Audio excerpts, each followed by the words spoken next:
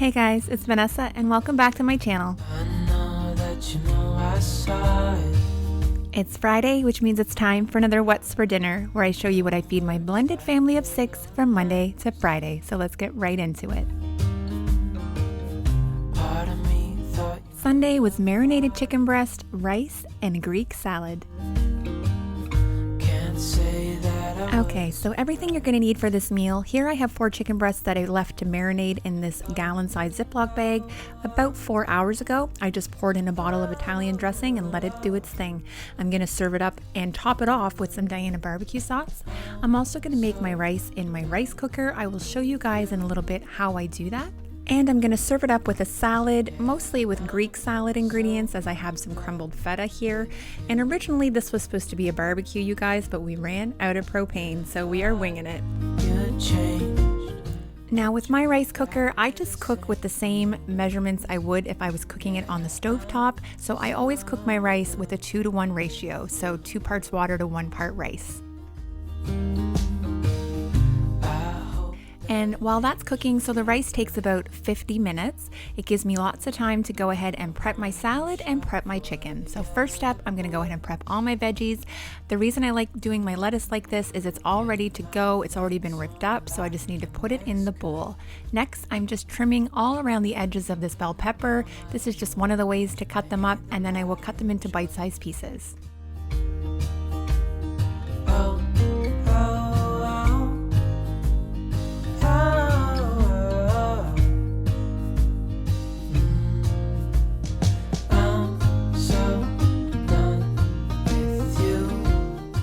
Now, a lot of times when I'm making a garden salad or a Greek salad, I will chop the tomato up and put it in a dish on the side because 1, not everybody in my family likes tomatoes, and 2, they can tend to make your salad a little soggy.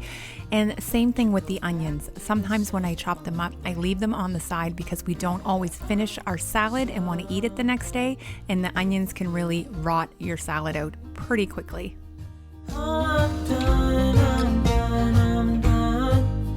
Now, even though we couldn't barbecue, I do have this grill pan, so I'm gonna go ahead and pour a little bit of olive oil on here. Now, if you're like me, an issue with these is the oil doesn't spread out evenly. My little tip is to take a silicone brush and just brush it through all the grills and the grates to make sure that all parts of the chicken are coated.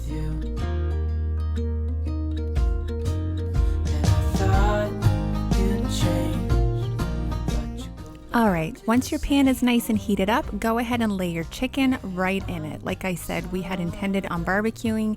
Jamie was literally outside trying to start the barbecue and realized we were out, and well, this works too. All I'm doing here is adding a few shakes of salt and pepper, but you could add any seasonings you'd like at this point.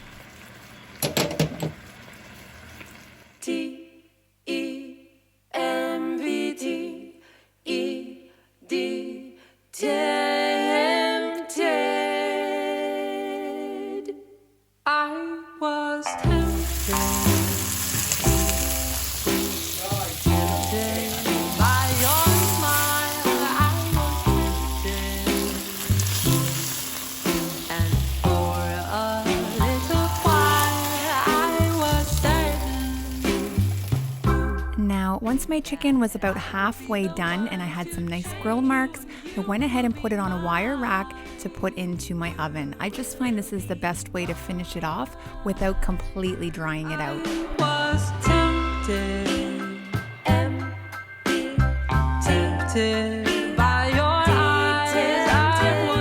Alright, here they are, fresh out of the oven, super juicy. They were absolutely delicious. This dinner, you guys, as simple as it may seem, was amazing. So fresh and light, and I didn't have any guilt eating it. It was perfect. Alright, taking advantage of the beautiful weather, I made a pasta salad, sliced potatoes, and barbecued chicken drumsticks.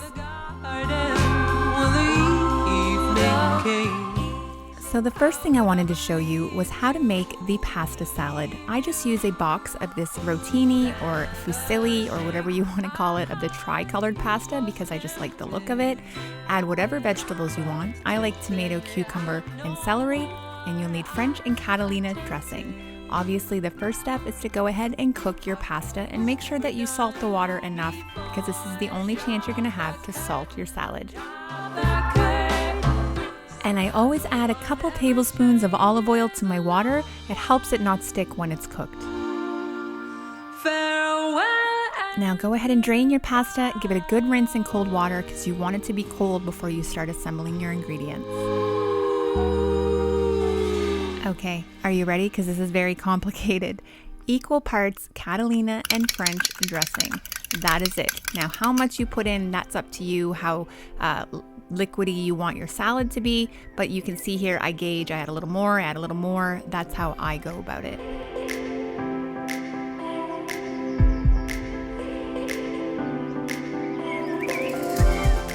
So here I am, I'm just gonna dice up the cucumber. All I do is slice an English cucumber in half, and there's not very many seeds in an English cucumber, so I didn't feel the need to seed it. I even left the peel on it. I just go ahead and slice it after that about 4 or 5 times, and then you'll see I get these tiny little bites with it. This way you get tomato, cucumber, celery, you get everything in one bite.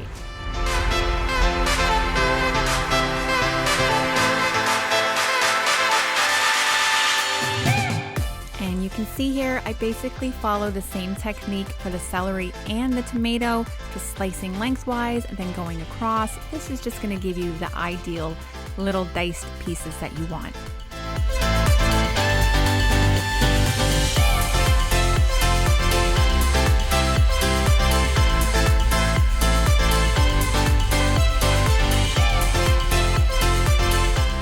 Now for the tomato, I do take the extra time to seed it. I prefer Roma tomatoes. They are super easy to seed like you just saw. I just slice the top and the bottom of the pit in the middle to kind of loosen it from the membrane, and then it scoops right out with a spoon. No bowl, no mess. Now just go ahead and add all your vegetables, and it's usually at this point when I discover that I want a little more sauce, and again, adding a little at a time is better because you can always add more and you cannot take it away. Now let this sit overnight is best, but even if you make it in the morning, it'll be good by supper. Alright, now for the rest of the meal, I have this barbecue sauce from Montana's. It's the Chipotle Honey Barbecue. You guys, if you can get your hands on it, you need to try it. Or the apple butter, that one's really good too. So obviously I have my drumsticks, my salad that I made earlier in the day. I also have some corn from the night before that we didn't eat, and I'm gonna slice these up very thinly and just season them with some straight up salt and pepper and an onion and maybe a little bit of butter. But that's it. This meal is super easy, you guys.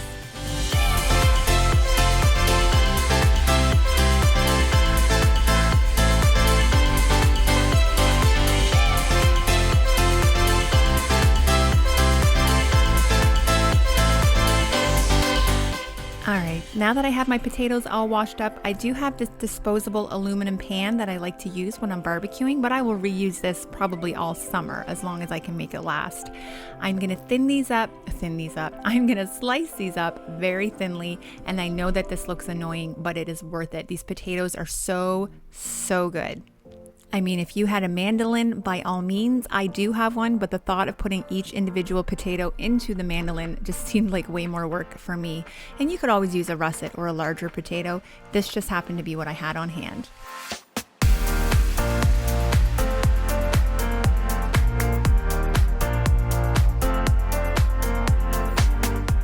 And go ahead and slice or dice up your onion any way that you'd like. I like them in kind of these bigger slices because they kind of meld in with the potatoes while they're cooking.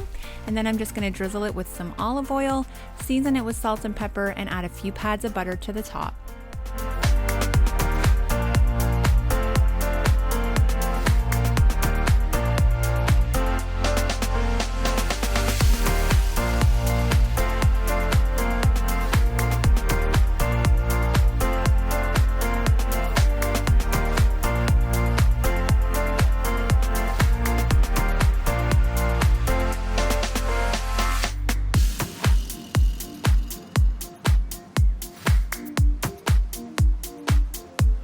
At this point, I just go ahead and cover it tightly with a piece of aluminum foil and put a little slit in the center just to release some of the steam.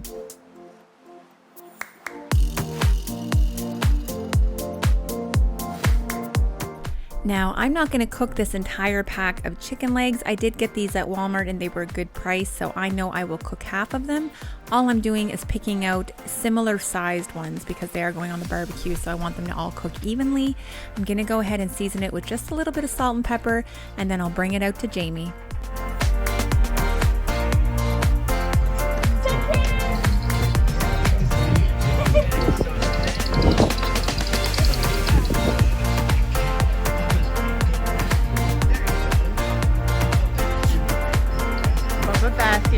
Yes! Big goat rescue. Big goat, because they have goats and ducks around the property. Those are really nice. Those are from Walmart. He is definitely the barbecuer in our house, and there's a reason for it. He has the patience for it. He loves to sit out there, listen to the radio, and barbecue, and I will allow him to do that.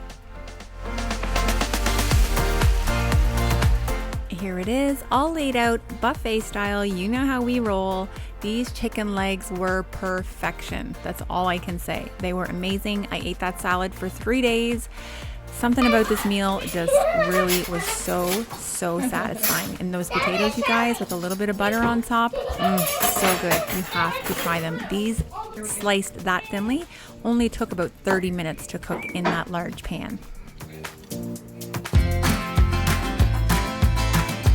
Here was my plate, beautiful warm weather and a barbecue to boot. I couldn't have been happier with supper on Monday night. Playing your cards with your queen of hearts. All right, Tuesday we kept it a little simple and went with beef quesadillas. Your place in your bed, showing all you're gonna need for these are some wraps or tortillas, whether you wanna use large or small, that's up to you guys. I just have a small pack of ground beef, a package of taco seasoning, and some Tex-Mex cheese. And of course, I have some sour cream, salsa, and taco sauce for toppings. And also, sometimes what I'll do is I also have these jars of pickled jalapenos, which are good, but nobody's home tonight that would actually be interested in that. Now, Belle only wants a cheese quesadilla, so I'm gonna heat some oil up in a pan for her. Meanwhile, I'm gonna go ahead and cook up the ground beef to make the other quesadillas. you're playing a game, driving me insane. Your heart is back, and it's a fact, no turning back. You got me tiptoeing around you like you made of black. These are really simple, you guys. You just need to add the tortilla to the oil in the pan. I had put a little bit too much oil, take note of that, because it did burn a little bit, and that's just because I allowed it to get too hot. But all I do is cover half of it with cheese, and when it starts to toast a little bit, I'll fold it over, close it, and then flip it to make sure that it's well melted and toasted on both sides. Come on.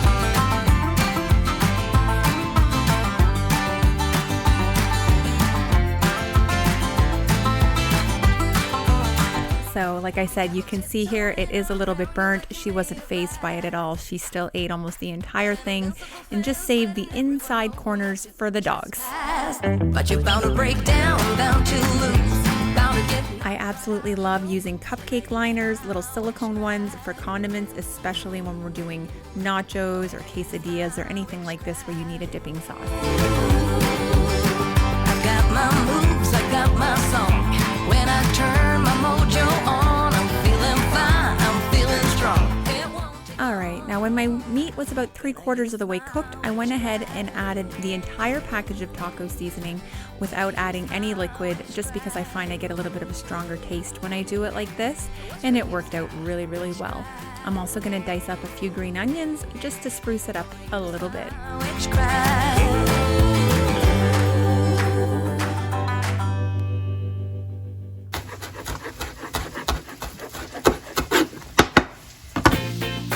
Now, I thought I was filming and I wasn't. That's happening to me a lot lately.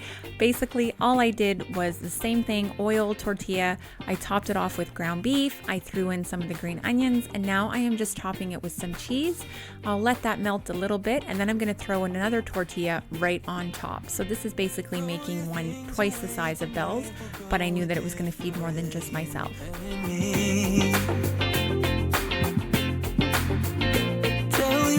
That this might take some time and you'll be back another day. I can see us breaking down the barrier.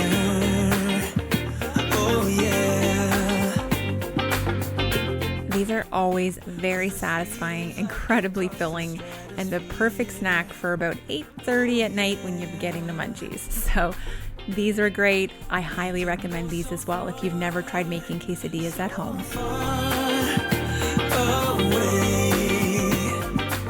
Tonight was barbecue hot dogs and corn on the cob.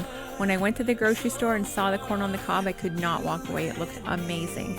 I did cook up a couple cheese sausages too because Jamie and his daughter really do enjoy those, but the rest of us aren't big fans.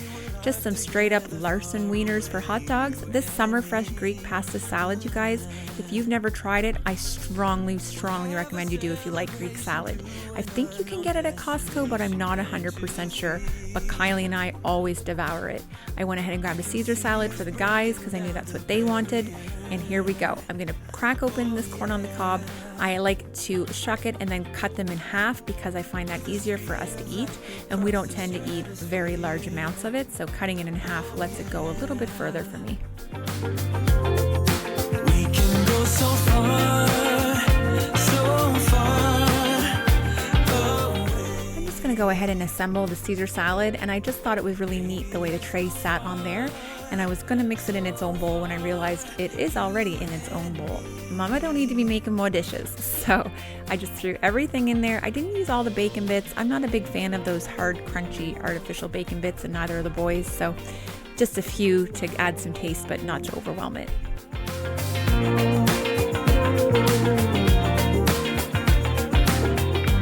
I'm not gonna lie, you guys, this was definitely a night where I was like, what are we gonna do for supper? I ran to the grocery store and grabbed whatever looked good. That night it was corn, salad, and hot dogs. You're welcome. Here it is. It was delicious and I'm not complaining. All right, final meal of the week, chicken fajitas.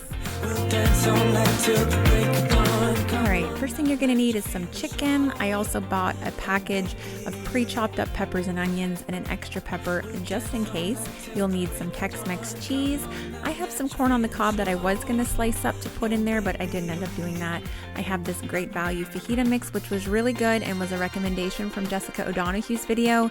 So good recommendation, Jessica. I will definitely be repurchasing that. I have a tomato that I'm gonna chop up. I've got just some medium-sized tortillas here, some lettuce that I'll slice up, and also some guacamole. I would have made my own if they had any avocados, but I was at Walmart and they did not have any. I have some things on the side, some condiments to serve up, and the first step is to prep my chicken. These were a little thicker, so all I'm doing, and it's sorry for the bad angle, is I'm filleting it halfway down because the tail end of the chicken breast is still thin, so I just wanted the top part that's a little fatter, and then I'm gonna slice them up into strips. I know that hopefully that made sense.